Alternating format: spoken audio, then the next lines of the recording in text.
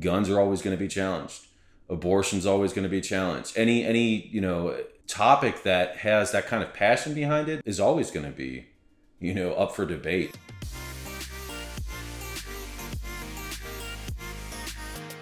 So here we are, episode 1 of the Law-ish podcast. My name is Gibran, and I'm here with my friend Jeff. Jeff, why don't you just tell our listeners or people who are watching on YouTube, what is Law-ish? What are we doing?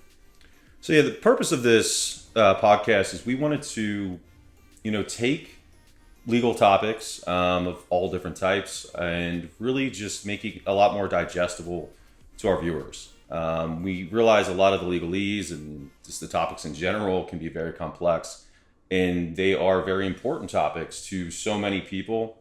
So our hope through this channel is to provide a much more digestible interpretation or explanation for how the court got to a lot of these decisions, as well as provide it in a way that is as unbiased as possible. Not that we don't have our own opinions, we certainly do, and that will come out undoubtedly in the channel just because, we want to give our own viewpoints as well.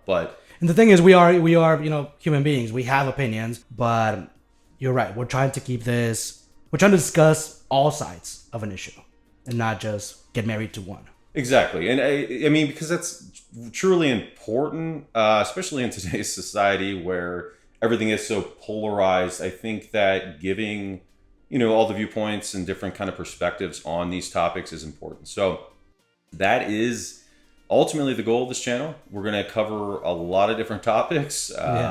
We chose to start with quite a difficult one, but I think one that it kind of is true to that purpose, right? It's interesting because it matters. It's obviously contemporary. It's going on right now. It has huge implications, and I think if we want to make sure that people are able to articulate the reasons why they think one way or another, and in order for you to be able to do that, you need to understand what's going on. A big part of that is it's really directly impacts about half the population. And the remaining population has a viewpoint one way or another, regardless on the topic. So it's certainly polarizing. There's a lot of passion involved in it. So we go in knowing that. But again, we want to try to present this in a way where all those viewpoints, regardless of what they are presented and hopefully digestible for everybody. And I think you agree with me. We're not trying here to give a solution or to purport to give a solution to a problem, but we're trying to make sure that all views are discussed, and that's hopefully what people then that are listening or watching can also take out of this and say, okay, well, maybe I don't agree with that guy or both of them, but they have a point. Absolutely, because I think a big part of kind of where we are, unfortunately in this country, and the polarization is just there's not a whole lot of listening, and with that there's not a whole lot of understanding of where anybody else is on a topic. We kind of dig our heels in and close ourselves out to differing viewpoints. So hopefully this will help, at least if nothing else, let you see, even if you don't agree with where somebody else might be coming from. And potentially understand your own viewpoint better as far as how it is based legally, how it became potentially a law, depending on what topic we're talking about and everything else. But okay, great. Well, now we have been enough around the bush. As of very recently, last month, really, there is no longer, according to the Supreme Court, a fundamental right to abortions. To obtaining an abortion, right? That's what we're going to be talking about today. And this is obviously coming out of the Dobbs decision. But if you agree, I think it might be helpful for us to start with, well, where did this first come up? Which, as everyone knows, it started with the decision of Roe V Wade. We can start with that one, talk a little bit about that one, and then before we get to Dobbs and discuss the decision from last month, There was a case in between, many other cases, but there was a case in between that also kind of had a little bit of a turning point, and that was Casey. So we can talk about that one as well. And then just discuss, everything that happened in those cases and then what is happening now ever since. I mean, in a month, there's been plenty of discourse, discussions, even some actions by the government. So we can also talk about that. Exactly. I mean, because this is, regardless, again, of what side you're on, this is a decision that has impacted the country for over 50 years, potentially, or around 50 years. So, it's important to realize how we got to where we are now. And I think retracing kind of the history of abortion, at least as far as it being recognized as a right in the Constitution, is absolutely important to kind of make more sense as to how things ended up the way they are. Well, then let's talk about Roe v. Wade first. And Roe v. Wade was, not to try to turn this into a whole legal lecture, because that would be very boring for non-lawyers and for some lawyers too. But Roe v. Wade, it involved a law in Texas that prohibited abortions, except where it was a medical necessity to preserve the life or the health of a mother, right? So Jane Roe, she was a single woman from Dallas. She sued the state, and I believe it was the attorney general. Yeah. Because those are the ones that are prosecuting the people that violate the law. So she sued and said this law is overbroad, is vague, and therefore is unconstitutional. So district court agreed with her, considered the law unconstitutional, and then it went through the appeals, and then it ended up in the Supreme Court. What I found interesting in Roe, and I hadn't read Roe since we were in law school, but they say, this right to abortion could be found either in the First Amendment, or Fourth, or Fifth, or Ninth, or 14th, or the Bill of Rights in its penumbras. Mm-hmm. We don't need to decide where it is, but we know it's there. Yeah, absolutely. And they do ultimately pretty much decide that they find it in the 14th. In the 14th, correct. But they do say that the they appellate, potentially also the district found it in the 9th. Right? Yes, and so they're also saying, well, yeah, you could also, there's these other parts of the Constitution that could also, in the Bill of Rights, that could also kind of recognize this right. But we think basically it makes the most sense in the 14th Amendment, which to whatever extent viewers don't understand, the Fifth Amendment, with the Due Process Clause itself, for the purposes of this, protect the life, liberty, and property, basically, of the Fifth Amendment applied to the federal government. Right. Well, the 14th Amendment takes that and applies it to the states. At least that's states. How the Supreme Court, interprets it. So that's how we got here. Yeah, they believe that, but they do. You're right. They say that there's all these different avenues, basically, that could potentially protect abortion. But kind of focusing mainly on the Due Process Clause, right? Of the 14th Amendment. And that is important because then I think the Dobbs, maybe in jest, to almost like in your face kind of concept. They also go back and say, hey, well, you guys threw everything at the in the kitchen sink at the wall. You ended up wherever you ended up. But that is something that we're going to be also discussing. I think it's going to be relevant in the end. But one thing that I think then, as we move on from within Roe v. Wade, we can talk about the levels of scrutiny. Mm-hmm. And again, keeping things super simple, we know that whenever a government wants to act or there's regulation, there's different levels of scrutiny that they're subject to. And in this case, the court applied the strict scrutiny, which means that in order for you to pass muster on the strict scrutiny, you need to have, one, a compelling governmental interest, and two, you need to have the law itself needs to be narrowly tailored to address that interest, right? And that's it, and nothing more. So if you need to have a really good reason for whatever the law is, and the law itself must accomplish that objective and nothing more. Exactly, and that is the highest level of review. So it's a high bar. That's a big deal. Yeah. It is. It's a really high bar. Yeah.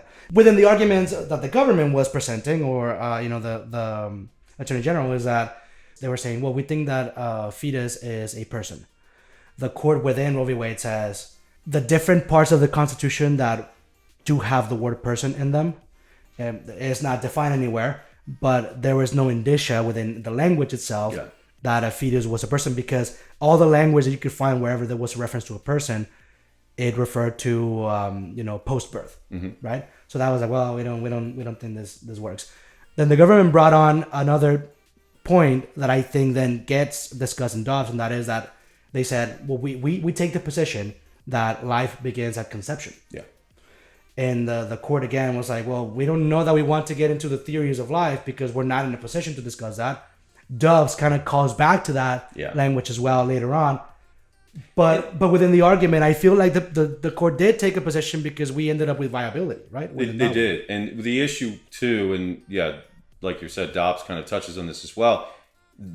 There's a kind of a consensus in the medical, field, but not really. I mean, even doctors can't agree on it. So the court was kind of like, well, how are we in a position to do that? But at the same time, they knew kind of what was at stake, and it was almost like, let's find what we can, like compromise. You inform your decision based on scientific opinions and physicians and their colleagues. And when they were looking at some rights outside the Constitution, but still legal rights provided by different statutes, they were like, well, there are instances where unborn children can get like an inheritance by virtue of already being pregnant, right? A woman being pregnant, her unborn child gets some rights, but then the court made the distinction that, well, these rights are inevitably dependent or conditional upon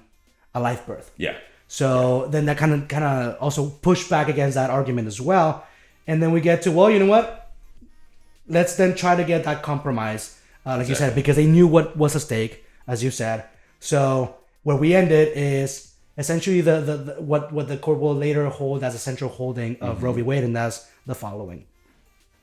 One, a woman has a fundamental right to decide whether to terminate her pregnancy or not. That is the interest that she has. She has an interest in that. The court has an interest in preserving, in enacting laws that preserve the life and health of the population, including women, right? Yeah. And these two may not align. Exactly. Additionally, the state also has an interest in preserving what they called it at the time, a potential life or prenatal life. We have these three compelling interests, right? So then the court tried to get to a point where it compromises and tries to find that middle ground, again, based on scientific evidence and whatever it had at its disposal. And it found that the state's right to protect the life or preserve the life of a mother doesn't become compelling until the end of the first trimester. Mm-hmm.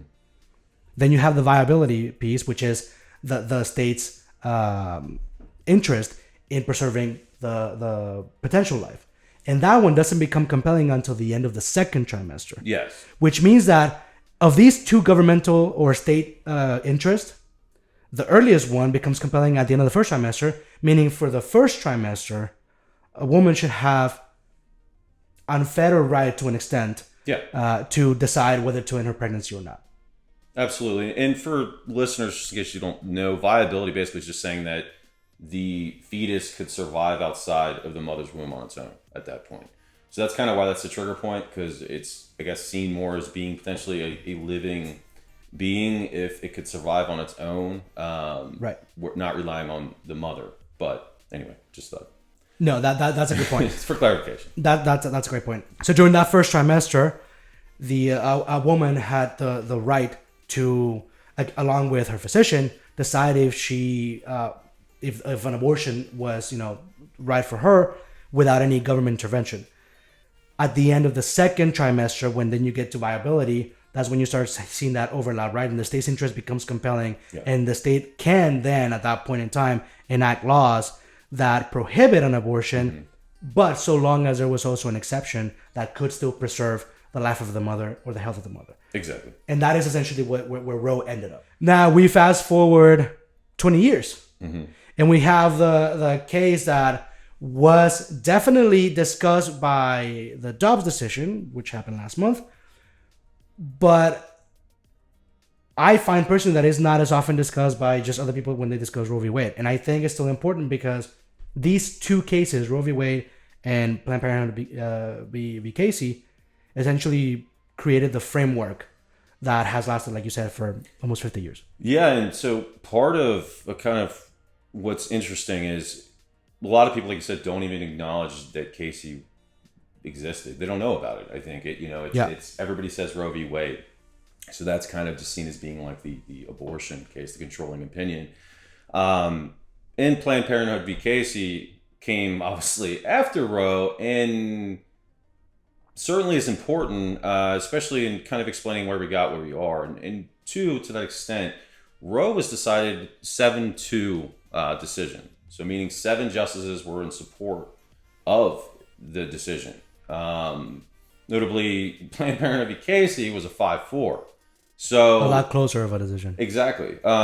Which is interesting because it really, not only was it a closer decision, one justice could have changed the entire outcome. Switch sides, yeah. But it also had implications on Roe, which dialed back a lot of, or at least changed and took away some of the rights that the woman had. And so we went from that trimester kind of framework, which, was kind of what, when the courts was deciding the case, they would look at, see what trimester it was and whether the restrictions, the statute that was passed by any given state fit within that, to something that was called the undue burden standard. And that started to develop after Roe. There was a kind of string of cases that led up to Planned Parenthood v. Casey that used that standard. They started to actually kind of peel back on Roe because states were trying to challenge Roe. Not surprisingly, conservative red states that were obviously not, pro-abortion or pro-choice were trying to overturn Roe. And so there was a bunch of challenges that were brought by these states. And as they were happening, they started to really kind of just pick away. And ultimately, we got to the undue burden standard, which basically threw out the trimester framework and basically said that states can regulate abortion. It still recognized the same central holding of Roe.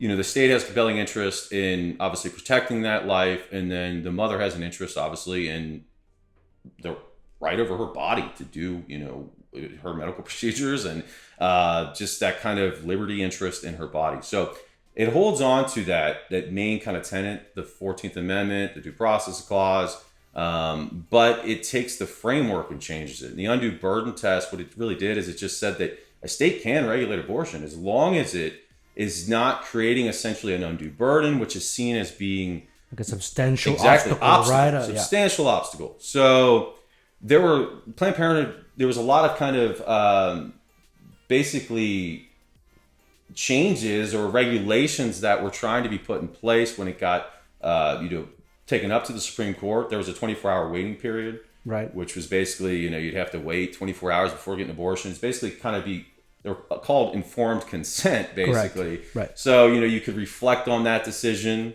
There was a husband notification. That was the most controversial of them, where a married woman would have to notify her husband about the decision abortion. Exactly. Yeah. If she was wanting to get an abortion, minors had to get parental approval to have an abortion. So there was a lot of these,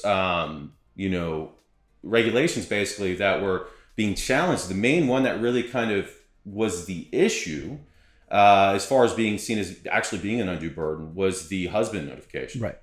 And it's worth noting that these five provisions of the law came from Pennsylvania. Exactly. That's the state that wanted to do that. And Planned Parenthood of Pennsylvania sued to say, hey, these 5 are all against Roe v. Wade. Yeah. They are against the precedent that has been set.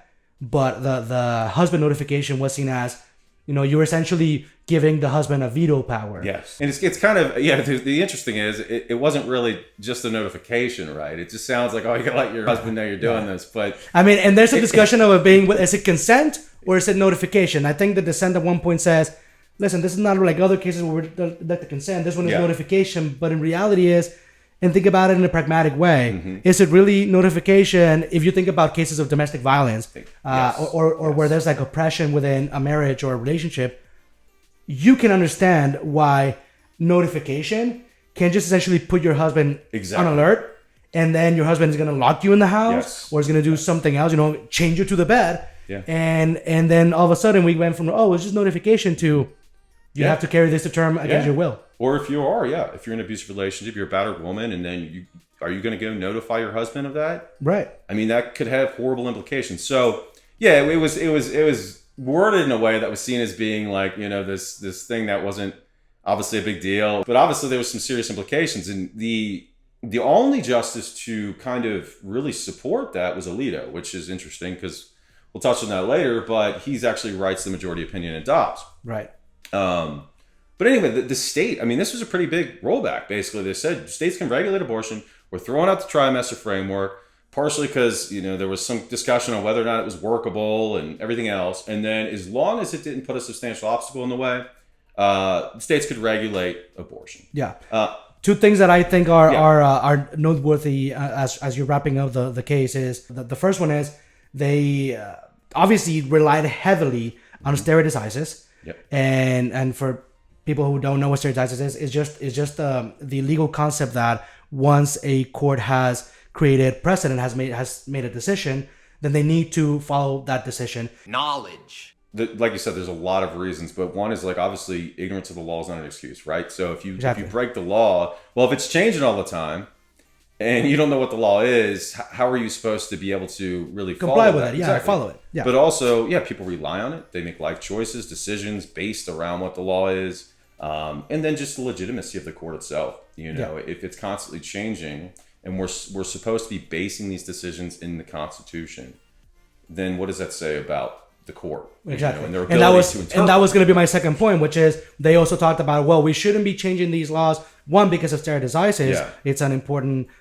principle to follow, but also how is the court going to look in the eyes of the people that rely on our decisions, because the court is the highest court of the land. If we go about and just change this precedent that we've had for 20 years, it's gonna erode that image of the court. And the personal opinion that I wanted to just throw in before I let you wrap up, Casey, was that as they're working their way through it, this court in particular, this opinion was very cognizant and acknowledged a lot more. It touches more on the psyche impact of regulating or allowing or not allowing abortions on women, and how, if you don't allow a woman to decide, to have autonomy, right, on her body, how are you all affecting the woman, right? Not only in the terms of not giving her enough autonomy, but they are the ones that carry the baby. They are the ones that have to go through the pains of delivery, right? Literally and figuratively. They are the ones that have to go through the woes of, hey, if something goes wrong at delivery, my life is at stake. Yeah. And this opinion was more so than the Roe one, and I think maybe to an extent more than Dobbs, very heavily touching on those points that I think were interesting, but at the same time, the result was maybe arguably a little bit more detrimental to the fundamental right as it was being posed for women. Yeah, and it's an interesting point. It kind of you see where the court kind of comes through almost like on principle, like how that it's not. The viewpoint is almost this is not fair to women, and so part of that too. Again, you see not only is it a closer decision. Okay, it's 5-4 instead of 7-2. It dials back on some of the to the extent, at least, it gives the states more ability to regulate abortion. And then, so between that and then the closer call, but you also have the attorney for Planned Parenthood thought she was going to lose the case. So, and interestingly enough, there was a leaked opinion like there was in Dobbs that had Rehnquist writing the majority opinion. Now, notably, he wasn't quite as, I don't want to say passionate, but he seemed to take a much more, in my opinion, unbiased viewpoint when coming to his conclusion, which was to overturn Roe. Rehnquist was one of the most ardent dissenters in Roe. So then this was, I guess, the time for him to be like, we need to dial this back. Yeah, and so, but what was interesting here, and without getting too much in detail, but I do think, it's important for seeing how we got to Dobbs. Originally, in that leaked opinion, they were going to essentially overturn Roe. Dobbs essentially would have happened a lot sooner. Now, ultimately, what happened was there was a lot of the justices on both sides trying to convince Kennedy to go on their side. And Scalia at the time, who was obviously on the court at this time, had thought that he had took Kennedy out to dinner and thought that he had convinced him to join his side until the opinion came out. Now, the reason this matters... He was like, that traitor. Reasons, the reason this matters is Kennedy joins the liberal justices, joins the majority to uphold Roe. And that's why Kennedy's main rationale was largely based on stare decisis, which is why it opens with that, which Dobbs focuses on later. The majority in Dobbs kind of hits on, that's all Planned Parenthood talked about. That's what they relied on rather than the merits. But that's the reason it was written that way is because that's how they got Kennedy on board.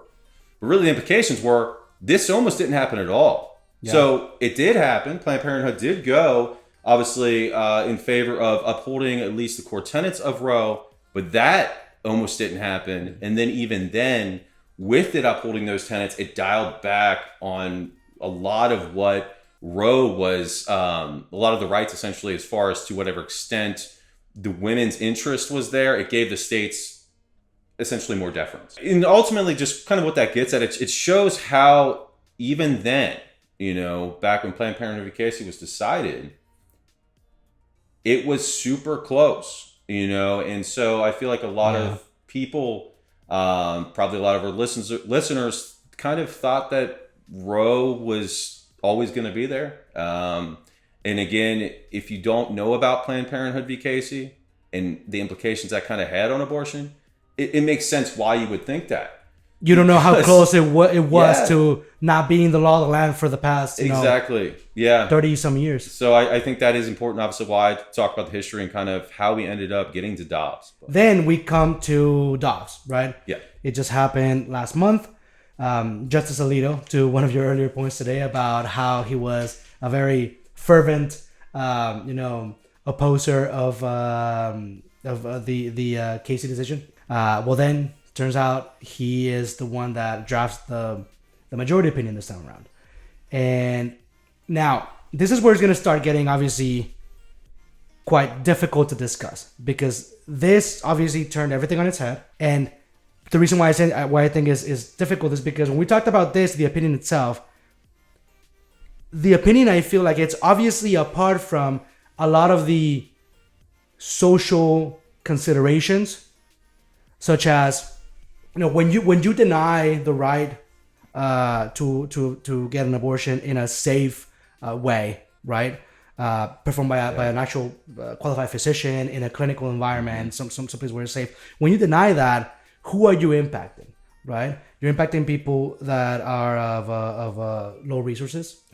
You also have, the mortality, how skewed the mortality is when it comes to delivery, based on race. How women of color are often more at risk of dying while delivering. You're also looking at the implications that come with carrying a pregnancy to term when it resulted from rape or incest. So you have all these implications, and all these implications obviously are important. The considerations are important, but when we're looking at the decision, when you're trying to look at all this, the size in a subjective way as you can from the legal framework and not the policy making framework, at least as we read the decision. Yeah. It doesn't mean that then that just gets thrown to the side. But again, I just wanted to put that out there for the listeners and the people that are watching this. Touching on just briefly, Roe did much the same too. And as far as it talked about, the research shows abortion is going to happen regardless. You ban abortion, it just puts the people doing it or getting abortions more at risk, because it's going to be in much less safer environments, different procedures that are much more riskier. So they kind of look at that as well too. It's more like a policy kind of standpoint. Obviously, that doesn't really play too much into whether or not it's found within the Constitution or anything like that. Right. But it's just kind of as humans in society and what the Constitution is supposed to represent, I think it does have a role to an extent. Now, so in Dobbs, again, Alito is the one drafting the decision. He kicks things off by providing some of the legislative intent behind the Mississippi law, because in this case, the law that made the way to the Supreme Court was a Mississippi act, right? A law. And this law banned or prohibited abortions after 15 weeks. Alito, what he did was then take a look at the legislative intent and how Mississippi, at least the way they drafted the law, were providing some discussion about the development of a fetus and how it progresses from between 5 and 6 weeks all the way to 12 and 15 weeks, and how, at 5 and 6 weeks this happens, at 8 weeks this happens, and they were just saying, this is how the fetus gets developed in terms of there's organs, there's a heartbeat, there's all these different things. For context, Mississippi their intention was to try to overturn Roe and Planned Parenthood v. Casey, whatever you want to kind of hinge that on, but ultimately they were trying to overturn the right to have an abortion, which is they intentionally did the 15 weeks for that reason, to try to get the court to hear the case, and obviously it worked. But. Yeah. Well, the decision in Dobbs pushes again and again what the court is purporting to be its main point, which is, listen, we're just doing what we can do. What we can do is say again what the law is, and if there is a fundamental right to an abortion, it's not in the Constitution. And it's not in the Constitution, as you know. A fundamental right in the Constitution is found in one of two ways. It's either explicitly listed in one of the first 8 amendments, and if it's not, then is one that is it's a right that is within the substantive due process is found to be deeply rooted in tradition and history. Mm-hmm. And on the stare decisis piece of it, where they were saying, again, this is why we're just doing what we're doing. We're just trying to correct a wrong. The fact that Roe v. Wade has been in place for 50 years now, right? Roe v. Wade since 1973, I think, is not a reason for us to not correct the wrong. And they gave examples for like Plessy v. Ferguson, and which essentially established that infamous separate but equal policy, which got overturned by Brown v. Board of Education. So those are the two main arguments. Stare decisis doesn't save Roe v. Wade, and the fundamental right is not in the Constitution according to them, so that doesn't save it either. Why don't you walk us through those? Yeah, so the fundamental right, and basically they're saying it's not explicitly stated within the Constitution. So they kind of, what we had alluded to earlier in Roe, they look back at Roe and they said, even in the Roe majority opinion of Roe v. Wade, the majority kind of went back and forth saying, maybe it could be found in, I think it was 5 different amendments, ultimately kind of really hinging on the 14th Amendment, the Due Process Clause. Right. But the court here in Dobbs is like, look, they didn't even know. They were just kind of throwing everything at the wall and saying the kitchen sink, basically, and saying it's somewhere here in the Constitution. They look back through, and Roe did this as well. Roe v. Wade, the majority found, made the argument that it was deeply rooted in history and tradition. Now, Dobbs said their analysis was wrong and they were missing, a big portion where it wasn't, basically saying they were just kind of finding a way to make that fit, saying that was not a good argument. Because if anything, they were saying, Dobbs was saying, if anything, back then, abortion was a thing already. Yeah. Like it's not something new, as opposed to, for example, the right to same-sex marriage. Yeah. Right? Or contraception. Even through history and tradition, abortion already existed, and it was not seen as a right. Yeah, and what's kind of interesting to that argument, I guess, is at the time that Roe was decided, even then, 30 states had laws outlawing abortion. No. Not that, again, they're looking kind of further in history and the early stages of the country and everything else. But yeah, they basically say abortion's there, but that it was in a lot of contexts is criminal to have an abortion. So kind of taking away that argument. And then the other issue kind of there with against stare decisis, which they don't really focus on, but they say that that's not a reason enough to really, keep the decision. But, the court's kind of like, look, this was wrong. It was wrong back then. It's wrong now. And just because, it's been this way for the past 50 years doesn't mean we shouldn't overturn a bad decision, essentially. Right. And stare decisis is kind of the point.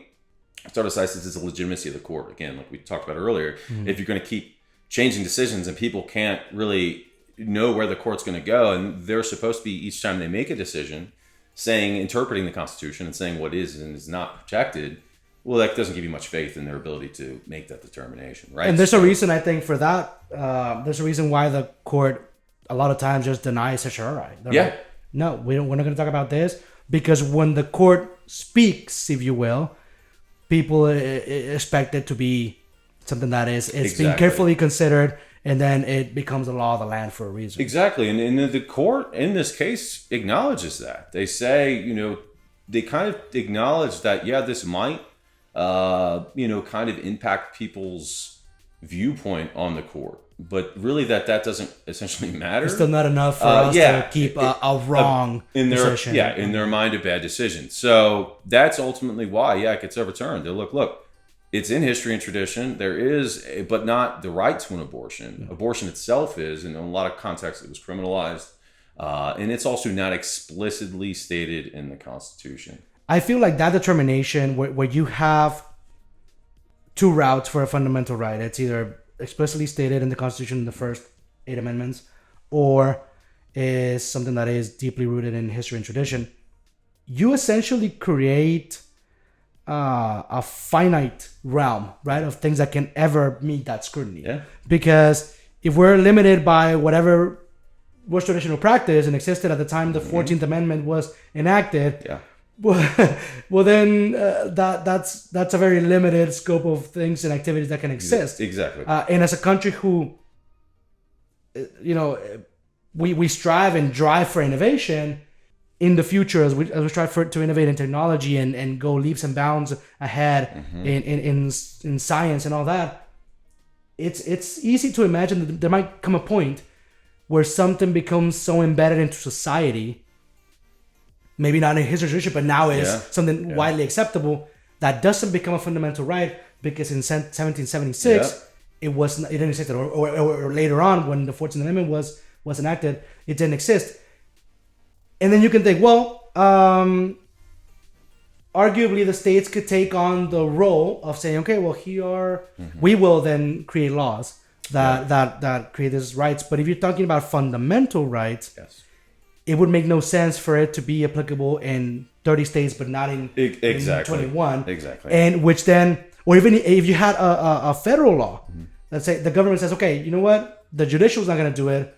The executive is going to do it, and try to get it, through Congress, so it's like federal. Yeah. You inevitably would have also states that don't like it, sue, to strike it, and then it ends up back at the Supreme Court, and the court's like, well, it's not in the Constitution, so then we end up not being able to have these rights embedded as fundamental rights. No, and that again, that is, I think, the most important takeaway, or at least as a society, I think, looking back, and why a lot of people have an issue with kind of the court itself, because there's something to be said that a handful of old white men back in 1776 making the decisions for everybody in 2022 and for the foreseeable future is an issue. And there's not just because of, the demographic or anything like that, but because a heck of a lot changes in that time period that the founding fathers, as smart as they were, could not anticipate. Right. Had no clue. There's no way they knew any of the things and the advancements in technology, society as a whole, how everything was going to change. There's no way they anticipated any of that. Okay. So that's the issue, I guess, kind of where we get to. Again, it is the Constitution. Should we look at it as this document that is the textualist kind of approach? Is it explicitly stated in the Constitution and we're sticking to that? That's it. If it's not in the document, it doesn't apply, or it's up to the state. It doesn't exist. Even if it's a a right that is super important, but it wasn't back then, or they didn't acknowledge it back then, again, then you're SOL. Think of all the things that were happening back in 1776 that we now know are morally messed up. Right. That made its way to the Constitution, maybe. Yeah, of course, that wouldn't have been in the Constitution back then. Yeah. Heck, the all men are created equal wasn't applying to women in general. Exactly. So now we're at a point where this current Supreme Court is looking back at those, decisions of those individuals back then and now applying it to modern day, even though we know we've progressed as society in a lot of ways. So again, that's a much larger argument as, again, whether it's a living, breathing document that a lot of people view the Constitution should be. And then the other flip side to that is the textualists will say, we'll just amend the Constitution. Mm-hmm. The issue is, we all know how easy it goes back to, well, you know what? It's because they kept saying it in the opinion, we're giving this back to the people and the representatives. Yeah. We shouldn't be doing this. And to some extent, as someone who, because I'm not a textualist, obviously, because again, I'm trying to think of what we know. Yeah. It is, there's you evolve as a society. But to some extent, I'm like, well, they are trying, at least on paper, not considering any of the external factors. I think they're doing what they're supposed to be doing and saying, this is not our decision to make. The reality of the thing is, once you push it somewhere else and then it just gets worse, that I hate. Yes. And that is a problem. But I think to the extent that they're doing that, I think we should also consider the implications that could have on these other rights that, to your point, were also not existent in 1776 or later on. Yeah. Like the same-sex marriage, contraception, marriage, being able to marry someone of a different race, the right to just decide if you want to have a kid or not, and not considering the abortion, but just decide to have a kid. Being able to live with your relatives, and the irony is, Clarence Thomas is married to a white woman, and he's a black man. Yeah, the concurrent opinion by this guy. The main opinion is, those are not, don't worry about those. They're all different because, and their words is, they're different because Roe V Wade, as opposed to these other cases, deals with has an implication on potential life. Yes. These others don't. So essentially they're saying, you're affecting someone else and not just yourself. Yeah. So they're saying, contraceptives is a little more of a, but they still say, they're still saying, that's still not, that's not it. You're still safe. And then Thomas purports to say that, but then says, we should review everything that has been granted under substantive due process. Funnily, though enough, he doesn't include Lawrence v. Virginia. Exactly why I brought that is the one that allowed him to be married to the wife that he has right now. So are you going to have it both ways? Exactly. I'll keep this one because my wife's white, so...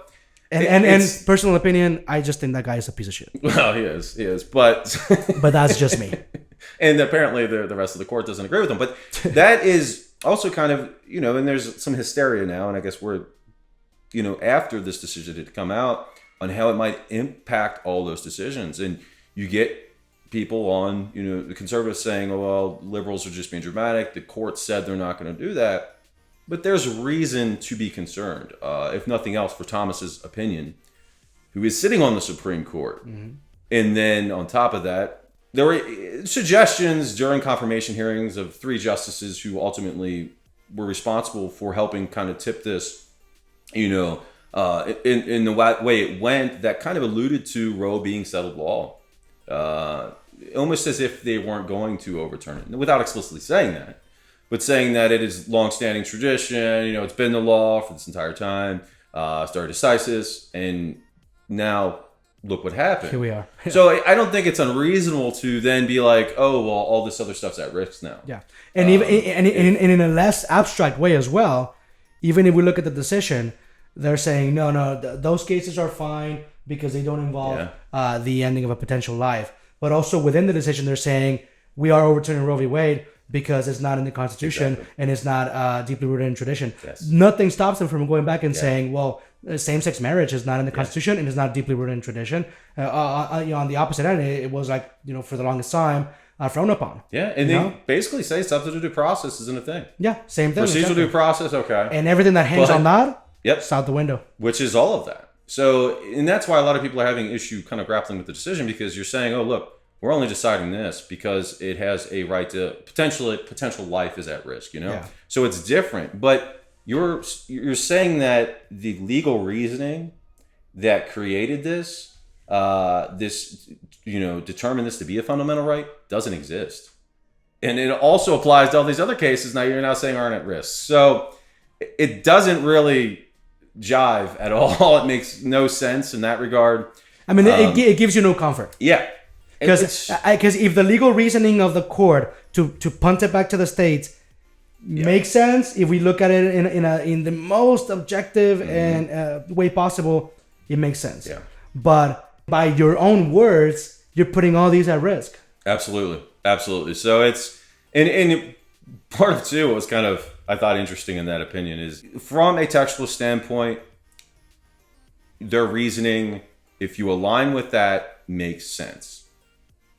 Yeah. But if you see the Constitution as evolving with society and considering more than what the founding fathers, which were all white men, back in 1776, thought mattered, there is an argument that obviously these should be protected. And if it is a living and breathing document that should change with society, these rights should be applicable to people outside of that demographic. Ultimately, it just goes back to your own personal view on what the Constitution should be. And I think there's something to be said that is the Constitution itself, are we more worried about protecting the Constitution or that the Constitution actually benefits society, right? Or using it as a framework that can inform how we work as a society. Yes. And so, I mean, that's something... I mean, it's obviously a topic for a different time, but it's also something that, I mean, far better people than us have taken a stab at, and so that's not something that we will have the right answer to. But you're right. I mean, that is even like a whole entirely different discussion. But that is important in this case because it obviously touches on the way the court approached this. And but I will say that saying that they have the legal reasoning makes sense from the standpoint where, again, if you're a textualist and you're just reading it like that. What doesn't make sense is then go on and say, we don't recognize substantive due process. We don't recognize the right to privacy in any of these areas. But none of those are at risk because of this impacts of life. That makes zero sense. Yeah. So it's like the court's trying to have it both ways. They want these protections in these areas potentially still because of the implications that it could have, but they also want to find a way to overrule abortion. Again, you're essentially taking two ways of interpreting the Constitution and applying them in the same case. Same decision. Yeah. I mean, granted, we know that their assertions that these other rights are not at risk is dicta. Yeah. Which is the problem because that is not binding, right? But you're saying, well, as we determine whether Roe should apply or not, we're being textualist. Yeah. But then, in this case, we're interpreting the Constitution as we're going to distinguish these, even though we are even though the basis for that context, decision was something like a different way of reasoning did not exist or was flawed. Now that we have discussed this for quite some time and the different implications, where do we go from here? Why don't we talk about the recent moves after the decision? So now we're talking from June to now, which has been essentially a month. Absolutely. What do you think? Where do you think that's going? So there's obviously been a lot of outrage on people who are pro-choice.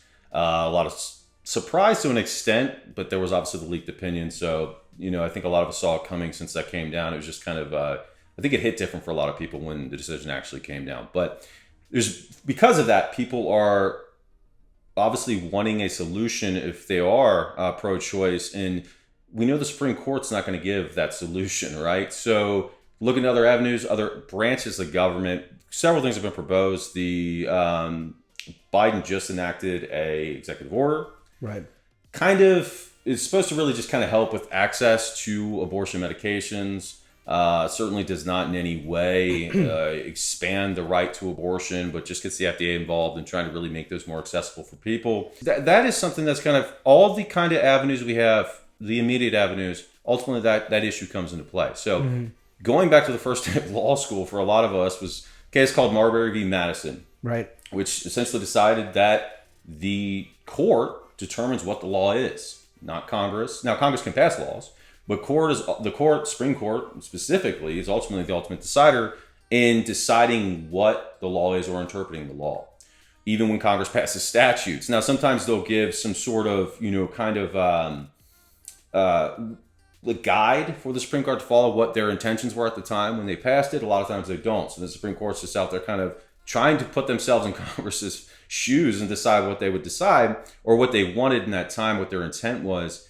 But the bigger issue of that is there's separation of powers. There's also within that, we have federalism as far as the supremacy clause. And we also have the fact that the Supreme Court can ultimately overrule anything Congress were to pass or the executive, by and large, were to do. So Congress has the ability. Another thing that's really been pushed, potentially the biggest thing, has been for Congress to enact, essentially, they say codify Roe V Wade. Now, it wouldn't be codifying Roe V Wade because you can't codify an overturned precedent. But it would essentially be... make whatever the framework of Roe v. Wade or Casey or a combination of both or something that is even better. Yeah. So that it would apply to all the states. Now, the problem with that is the Democrats currently don't have enough votes to pass anything through Congress. Now, there's an avenue to do that. A lot of people have suggested basically getting rid of the filibuster.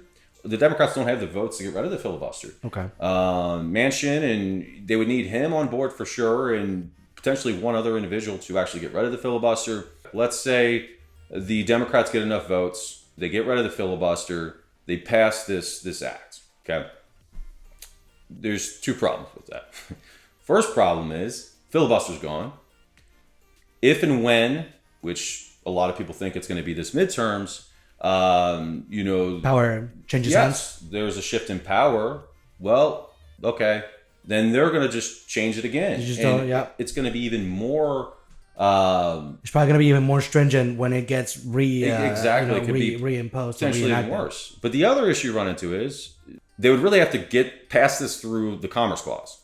Right. So they have to find a way to say that this... That's the only way they can actually, supersede the will of the states. Exactly. And they would have to find a way to say that they're regulating commerce through enacting this, total basically, or acknowledgement of a fundamental right of abortion. At least as far as a state challenge to that directly when obviously because of federalism and the supremacy clause. Supremacy clause basically says that any federal law that is in conflict with a state law, if it's in conflict, the federal law takes precedent. If a state were to enact, pass a law saying that they're banning abortion, and the Congress had previously, through the filibuster, found a way to make this fit the Commerce codify Clause. A right in the legislature, and then the federal law would take precedent. It would overrule the state law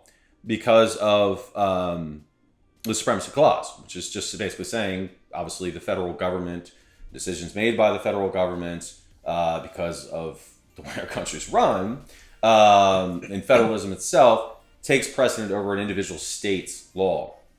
So, the federal government then, that law would basically hold. The issue then is, though, if a state challenges the federal law, Congress, the ability to pass that law, that's automatically going to go, ultimately, very likely at least, going to go back up to the Supreme Court. And again, we have a conservative court right now. Who just decided that this is up to the states to decide. And now we have Congress trying to go around that legislation that's obviously in conflict with what they had stated. Now, I'm sure there would obviously have to be an analysis on whether or not Congress can actually basically regulate that. A discussion on the merits, if you will, or at least purported to be on the merits. But yes, given how the court is came out now, I think barring a shift in the makeup of the court significant enough to make a difference that would have had a difference in Dobbs' decision, it's not going to matter. But that's a huge hurdle to even get to that point. A lot of progressives have said, let's expand the Supreme Court. Okay, well, that's the same problem. You have a shift in power.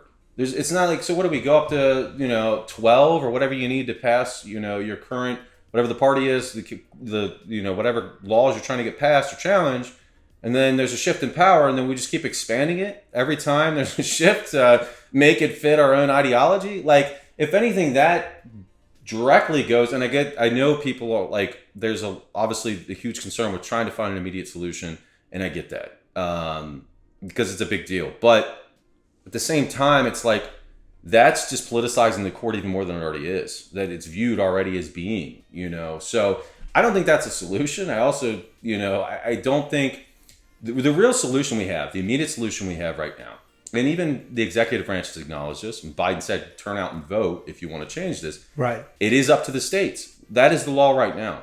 If you want to make change and you're not okay with the opinion, you want to, implement change, the midterms are coming up. Absolutely vote. Vote in your local elections, and vote in the anytime there's an election, basically. Yeah. But the immediate change is going to happen in your state, because that's where the law is right now. The Supreme Court is not going to change the makeup. The makeup is not going to change anytime soon. Exactly. We have relatively young justices. If it's up to the states, well, you need to make that change within your state. With the recent shooting that happened in July 4th, in Chicago, one of the girls that was shot at, and I think she had like a non-fatal injury, posted something on Twitter about the shooting, and this reporter said, "Oh, sorry about that. Please go out and vote." Yeah. And it's like, that is insensitive. What are you doing? So I just mentioned it to make sure that when people listen to this, our listeners understand that when we say go out and vote, it's not to say, hey, boo-hoo. No, this is a big deal. Yeah. This is a big deal, and whether we like it or not, like you said, the immediate change is not going to be immediate. Now is the time to try and get something in the books that hopefully gets us closer to whatever you want to be, whatever your political inclination might be. Exactly, and it's absolutely hard to to hear and to, I guess, grasp that that's where we're at. But I think that was kind of really why I think it's important, again, to go back through the history of Roe and abortion, and to see that it was never essentially safe. Abortion was always kind of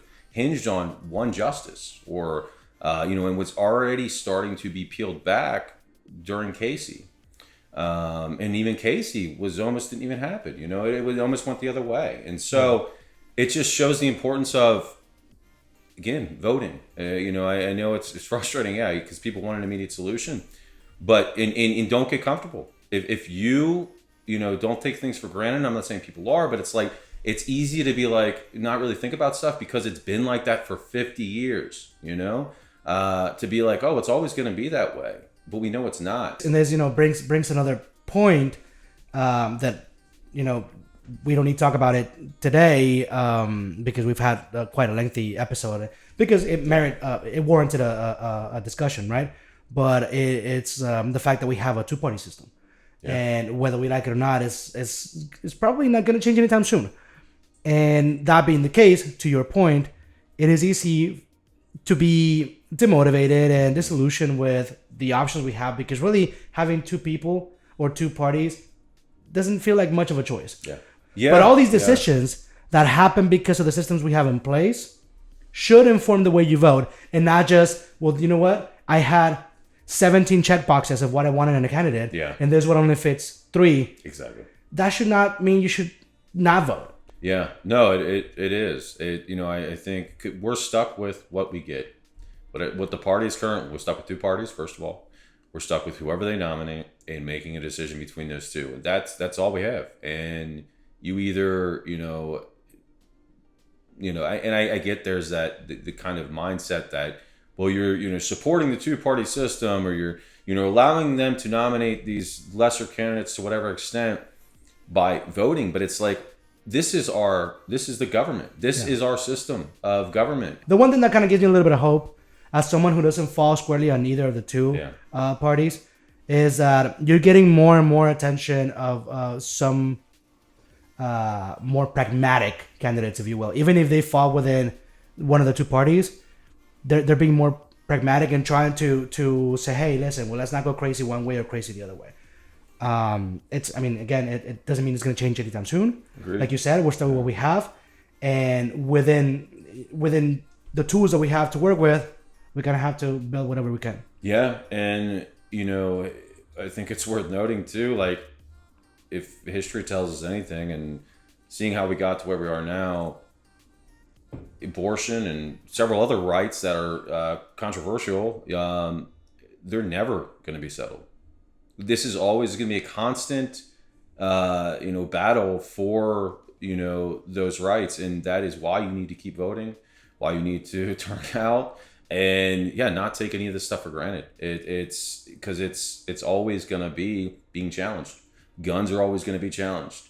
Abortion's always going to be challenged. Any really topic that has that kind of passion behind it, and there's a lot at risk, is always going to be up for debate. So if anything, we're a country that always find a way to feel passionate about one thing or another, which is good. But then that brings that discourse that inevitably you're gonna have people on two sides, and if it matters to you, make sure you go out and vote to try and either preserve that or push your elected representatives to get you there. Absolutely. Well, that was a lengthy discussion. I think with such a delicate topic, it warranted a little bit of more of an in-depth discussion. Doesn't mean that we're gonna go this deep with all the different topics we're gonna talk about, but if you're still listening or you're still watching, thank you for sticking with us. Let us know if you have questions, comments, your feedback. It's obviously appreciated. Jav, you want to say anything else before we? No, just to that point. Absolutely. The point in this kind of, podcast in general is we encourage debate. We encourage, discourse and just conversation, as long as it's respectful. We that's what our country is based on. So we want to get back to that point where you could have conversations with people that didn't think the same way you did, but you could articulate the reasons why you don't agree. And I think it has a bad rap, but agreeing to disagree is fine. Exactly. Because we're a country made up by a bunch of different types of people and opinions. So you don't have to all be kumbaya all the time, but as long as, like you said, as long as we're civil and respectful, we should talk about it. Well, and there's a lot that we can learn from each other, and honestly, a lot more can be done by actually hearing each other out and having those tough conversations and discussions, as opposed to just shutting somebody out because you disagree with them based on not even hearing their point of view. So we absolutely encourage that.